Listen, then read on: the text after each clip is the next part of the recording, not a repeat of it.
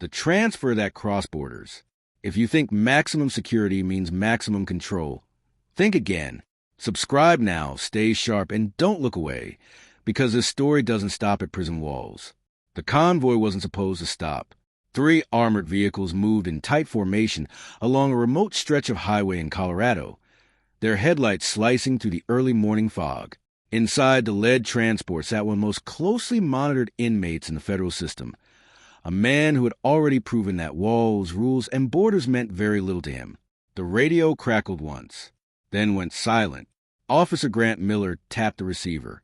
Control confirmed status. Nothing. He glanced at his partner in the passenger seat. That's not normal. Behind them, the transport vehicle maintained speed, steady and controlled. No signs of trouble. No sudden movements. Just silence. Then the convoy slowed. Not abruptly. Deliberately. Miller's pulse quickened. Why are we slowing? I didn't touch anything, his partner replied. The vehicle came to a complete stop. Engines still running. Doors still locked. But something had changed. Miller reached for his weapon. Stepping out onto the road. The air felt wrong. Too still. Too quiet. He moved toward the transport unit. Unit 2, report. No answer. He knocked on the side door. Open up. Nothing. Then, a click. The door unlocked. On its own. Miller stepped back instinctively as the heavy door creaked open. Inside, the correctional officers sat exactly where they should be. Alive. Awake. But unmoving. Eyes forward. Unresponsive. What the hell is this? Miller muttered. He climbed inside slowly. The reinforced restraints at the center of the vehicle were empty. The inmate was gone. No signs of struggle. No forced exit. Just absence. Miller's voice shook as he reached for his radio again. We have a breach. Repeat, we have a... The radio died in his hand, and from the far end of the road, a figure emerged, walking calmly through the fog. Not running. Not hiding. Just walking. Miller raised his weapon. Stop right there. The figure didn't stop.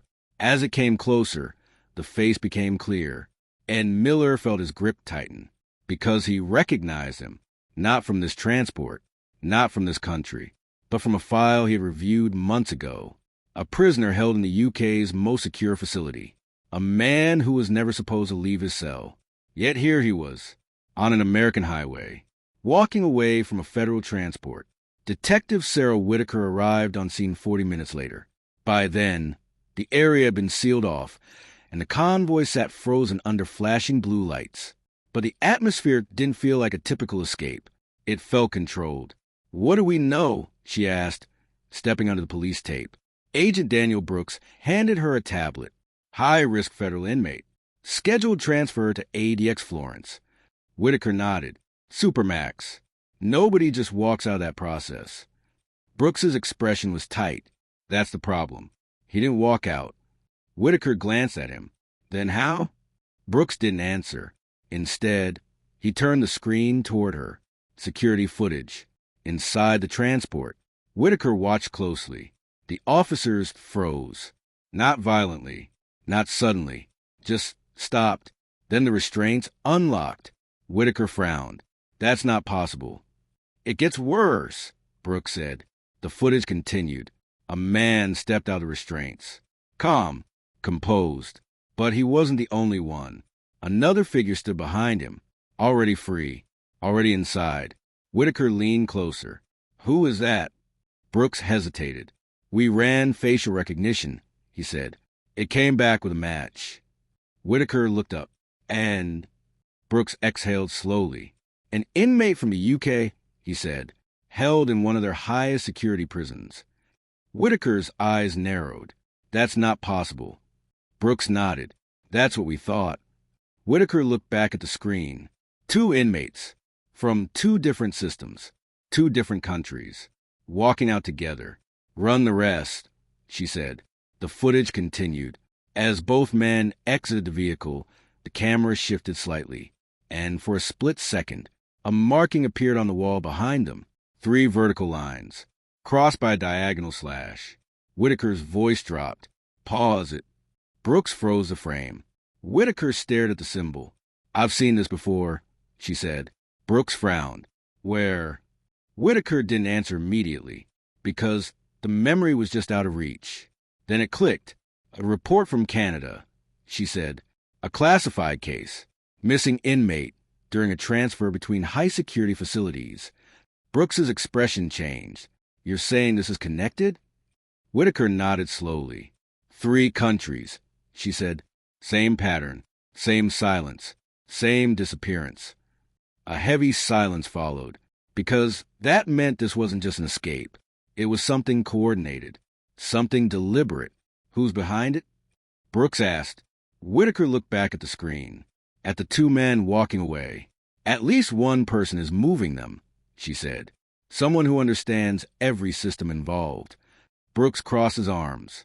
That would take access at the highest level. Whitaker nodded. Or someone who built the system in the first place. The idea settled between them. Uncomfortable. Dangerous. Pull every case with similar patterns, Whitaker said. USA, UK, Canada. I want timelines, personnel, everything. Brooks nodded, already moving, but before he could step away, another alert came through. Sharp, urgent, Agent Brooks. A voice called from across the scene. You need to see this. They turned. A tech officer stood by a monitor, his face pale. Whitaker walked over. What is it? The tech swallowed. We expanded the footage, he said. There's something you missed. He pressed play. The video resumed. The 2 inmates stepped out of the transport. Then the camera glitched, just for a moment, and in that moment, a 3rd figure appeared, standing behind them, still watching. Whitaker's voice tightened. Pause it. The image froze. The 3rd man's face came into focus. Clear, recognizable, and impossible. Brooks leaned in, his voice barely above a whisper. That's not an inmate. Whitaker didn't blink. Then who is it? The system processed the image, searching, matching, and when the result appeared, everything changed because the name on the screen was listed as active personnel, a corrections specialist, currently assigned to ADX Florence. Whitaker felt the weight of it hit instantly. This isn't just a breach, she said. Brooks nodded slowly. It's inside. And as they looked closer at the frozen frame, they noticed one final. The pattern across borders. The name on the screen didn't belong there. Detective Sarah Whitaker stared at it, reading it again, as if repetition might change the outcome. It didn't. Active personnel. Assigned to ADX Florence. Standing inside a transport, he was never scheduled to be part of guiding 2 inmates from different countries out of federal custody. Agent Daniel Brooks broke the silence. We verified it twice, he said. The match is clean. Whitaker's voice was low. Pull his full record. The system responded instantly. Name, Eric Halvorson. Position, correction specialist. Clearance level, high.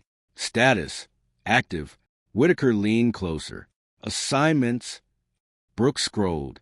Transfer between multiple facilities over the last 5 years, including a temporary consultancy with a UK high-security prison and a joint security review in Canada. Whitaker didn't need to say it. The pattern was already there. 3 countries, she said quietly. Same man. Brooks nodded. If he's involved, he's been moving through their system for years. Whitaker's eyes hardened. Not just moving. She pointed at the footage again, connecting them. Hours later, they were inside ADX Florence. The air inside the facility felt heavier than usual, even for a place built to contain the most dangerous individuals alive. Concrete, steel, silence. It was designed to eliminate unpredictability. But something had slipped through. Warden Carlisle met them at the secured entry point. I was told this was urgent. Whitaker didn't waste time. We need to see Eric Halvorson. Carlisle hesitated. That may be a problem. Whitaker's expression didn't change. Why? Carlisle exchanged a glance with one of his officers. Because he's not here, he said. Brooks stepped forward. What do you mean, not here? Carlisle's voice was tight. He didn't report for his shift this morning. Whitaker's jaw clenched. When was the last time he was seen? Last night. Carlisle replied. End of shift. Everything appeared normal. Whitaker exhaled slowly. Of course it did. Take us to the station, she said. Halvorson's workstation was clean. Too clean. No personal items. No irregularities. Just a terminal, a chair, and a system that looked like it had been shut down properly. Whitaker approached the screen. Access logs. Carlisle nodded to a technician, who began pulling the data. Last login was at 2:13, the technician said. Whitaker checked her watch. That's hours after his shift ended. Brooks crossed his arms. What was he accessing? The technician hesitated. Multiple systems, he said. Internal door control surveillance overrides and transfer schedules. Whitaker's voice dropped. He had full access. Carlisle shook his head. That level of access requires dual authorization. Whitaker turned to him. And did he have it? Carlisle didn't answer, because the logs already had. Yes, the technician said quietly. Authorization confirmed from a second user. Whitaker's eyes narrowed. Who? The technician swallowed. That's the problem, he said. The second authorization doesn't belong to anyone on record. Silence filled the room. Brooks spoke first. You're telling me someone accessed your system with credentials that don't exist? The technician nodded. Whitaker leaned back slightly. Processing. This isn't just infiltration, she said. This is architecture. Carlisle frowned. What does that mean? Whitaker looked at the screen. It means whoever is doing this didn't just break into the system, she said. They built a way through it. They moved to the surveillance archives. Show us everything from 2 to 3 o'clock, Whitaker ordered. The footage loaded. Corridors. Empty. Cells. Secure. Officers. Routine. Then, a flicker. Subtle. Easy to miss. Whitaker leaned forward. Stop. The technician froze the frame. Zoom in. The image sharpened. At the far end of the corridor, a figure. Standing still. Watching. Brooks frowned. That's Halvorson. Whitaker nodded slowly. But he's not moving. The footage resumed. Halvorson remained in place until everything else stopped. Officers froze. Inmates went still. The same unnatural silence from the highway. From the UK report. From Canada. Whitaker felt it settle in her chest. This is coordinated, she said. The doors unlocked. One by one. Halvorson stepped forward. Not rushed. Not cautious. Certain. He moved down the corridor, unlocking specific cells. Not random. Chosen. Brooks's voice was tight. He knows exactly who he's taking.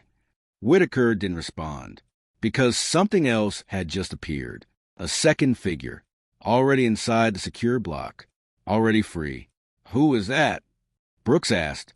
The system ran facial recognition. Processing. Matching. Result found. Whitaker read it silently. Then out loud. Inmate transfer record. Canada. Brooks exhaled sharply. So they're already here. Whitaker nodded. They're moving them between systems, she said. Quietly. Efficiently. Carlisle stepped back. Why? Whitaker looked at the screen. At first, I thought it was escape, she said. Then I thought it was coordination. She paused. But this? Her voice dropped. This is selection. Another alert interrupted them. Incoming data from UK authorities. Brooks opened it quickly. Another disappearance, he said. High security inmate. Same pattern. Whitaker closed her eyes briefly. Timeline? Within the last hour.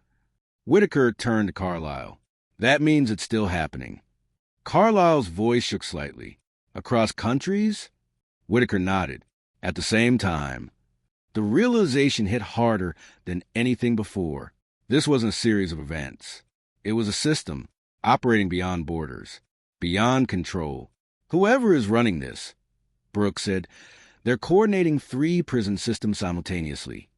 Whitaker's gaze returned to the frozen frame of Halvorson. No, she said quietly. They're not coordinating it. Brooks looked at her. Then what? Whitaker's voice was steady. They're controlling it. The technician suddenly leaned forward. Detective, there's something else. Whitaker stepped closer. What is it? He pulled up a deeper layer of the system logs. Hidden entries, buried beneath standard operations. Someone's been accessing the system for months, he said. Not just Halvorsen. Whitaker's pulse quickened. Show me.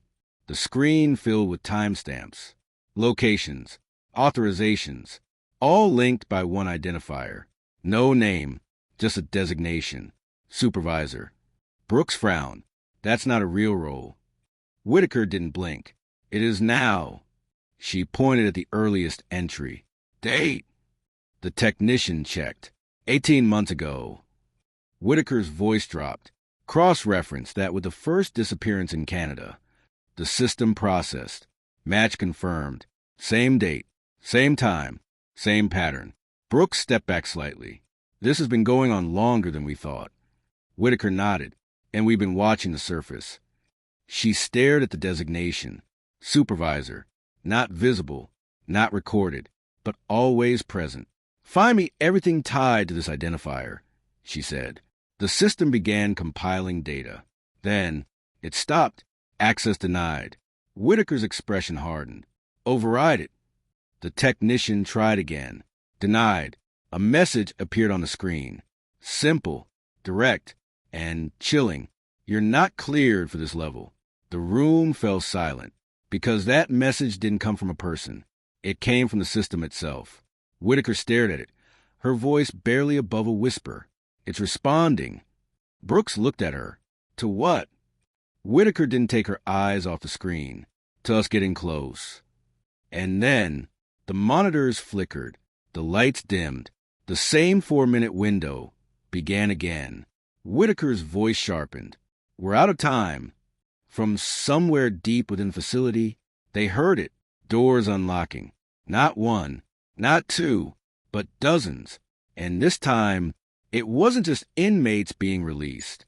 It was something else entirely. Because over the intercom, a voice came through. Calm, controlled, unfamiliar, transfer in progress. The system without borders. The voice echoed through ADX Florence with unsettling calm. Transfer in progress. It wasn't an alarm. It wasn't a warning. It was a statement. Detective Sarah Whitaker felt the shift immediately. This wasn't chaos. This wasn't a breach spiraling out of control. This was order. Calculated. Timed. Executed. Move, she snapped. Agent Daniel Brooks was already heading for the corridor, Warden Carlisle close behind. The heavy security doors that once defined the prison's strength now felt like barriers trapping them inside something far more dangerous. They reached the main control hallway, just as the lights dimmed further. Blue emergency lighting flooded the concrete walls. The same cold, unnatural stillness spread. Officers stood frozen. Inmates, visible through reinforced slots, sat motionless. Whitaker slowed. You see it? She whispered. Brooks nodded. Same pattern. But this time, it wasn't limited to one tier. It was the entire facility. Control is gone, Carlisle said, panic slipping into his voice. We've lost full override. Whitaker's eyes scanned the corridor. No, she said quietly. We didn't lose it. She turned toward the sealed access door, leading deeper into the system. It was taken. They forced their way into the lower operations wing, a section few ever entered, where internal systems connected, where architecture met control. The air was colder here, quieter, like the building itself was holding its breath. As they moved forward, the sound returned. Click, click, click, doors unlocking in sequence. Not random, directional. They're moving towards something, Brooks said. Whitaker nodded. Or someone. They turned the final corner and stopped. A wide chamber opened before them. Industrial, minimal, precise. Rows of secured holding units lined the walls. But the doors were open.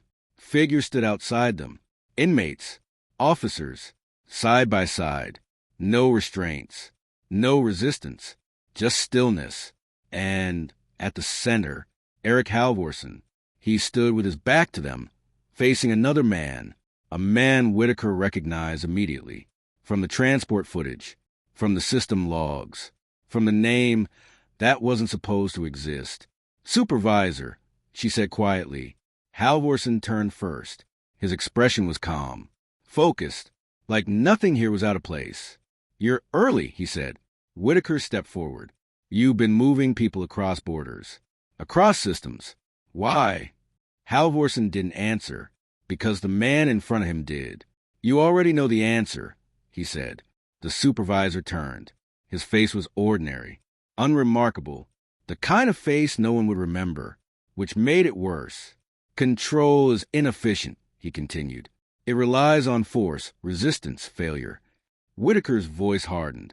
"So you replaced it with this?" The supervisor gestured around them. "This is alignment," he said.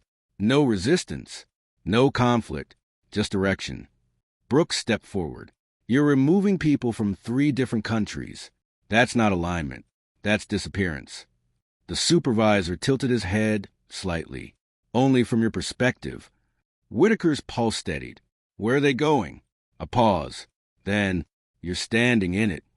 Whitaker glanced around the chamber, at the open units, at the figures standing silently, at the system functioning without commands. "This isn't a prison," she said.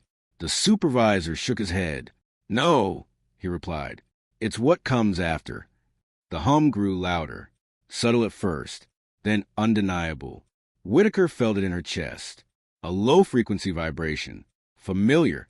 The same signal. Brooks staggered slightly. "It's happening again." The figures around them shifted. Not aggressively. Not suddenly. But together. In unison.